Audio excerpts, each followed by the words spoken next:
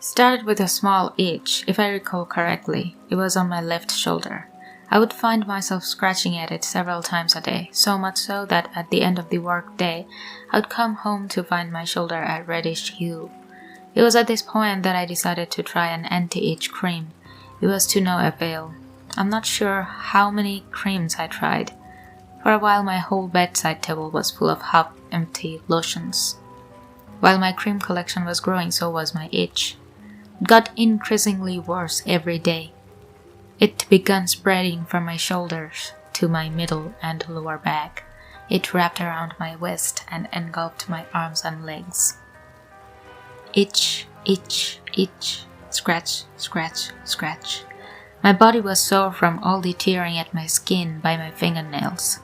Dried blood and skin caked my fingernails. There was no point in washing it out. It would build back up in an hour or so. Between scratching, I noticed that little sores began to develop in spots on my body. One on my leg, my waistline, and of course there was a festering sore on the origin of the itch, my grostic left shoulder. Despite the harm I was causing myself, I couldn't stop from scratching my skin. The itching sensation was maddening, and mad I was. I was fired from my job after being unable to work due to the constant scratching. I had no contact with my friends and family because of the disturbed and disgusting state my body was in. I was left to sit away in my house, scratching away the time. My life revolved around the itch, the never-ending itch. Prior to my isolation, my family insisted I be taken to a doctor. I obliged and visited my regular physician. All he did for me was prescribe a heavy-duty anti-itch cream that had no effect and ended up joining my collection of lotion bottles. Seemed that my inescapable fate was to die from the itch. To die sitting on my blood-stained rug in the middle of my foul-smelling house where I hadn't cleaned in weeks. I noticed one day while digging my nails into my arm that my wound was surprisingly deep. I saw a glint beneath the deteriorating flesh. I lifted a flap of my infected muscle to reveal a white bone. I couldn't sense my pain.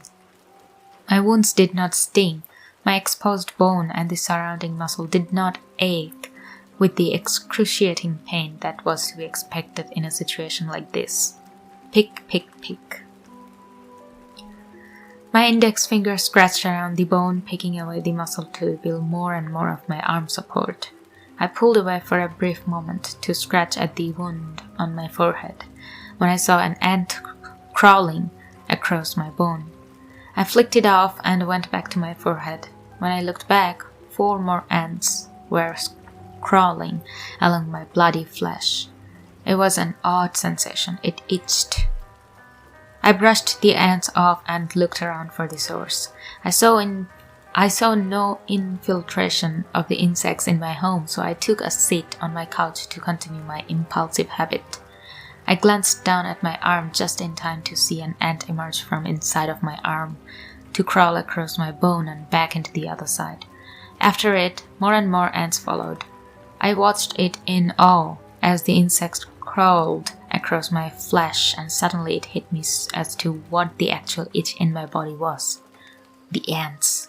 They lived inside of me, and they were feeding off my insides.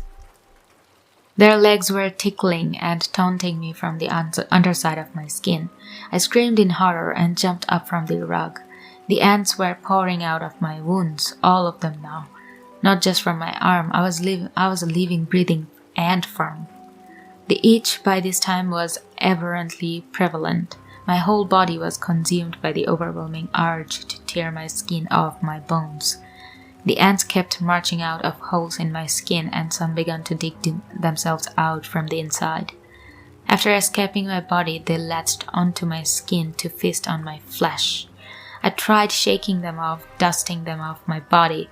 As soon as I got a batch off, more would engulf the area. Fear.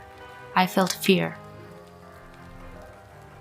This wasn't humanly possible. None of this was possible, yet it was happening and had been happening for the past months. These thousands upon thousands of ants were calling my body home. I gagged at the thought. I didn't have much time to think about it after that. There was a painful feeling in my stomach. I doubled over in pain from the cramp-like feeling. Then a stinging sensation arose in my torso.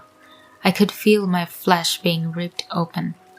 I looked down in terror to find a giant ant head sticking out of my stomach, pincers lively snapping.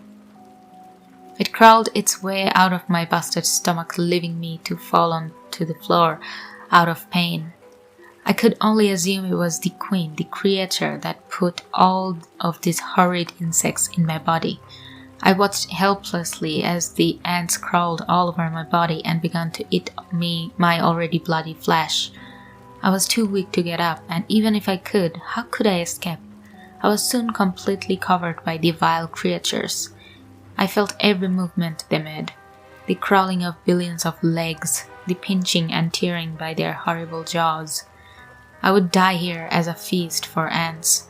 This was my last thought as I felt my eyes struggle to stay open. I didn't make them try for long. I gladly let the darkness envelop my mind, anything to get me away from the nightmare of my reality.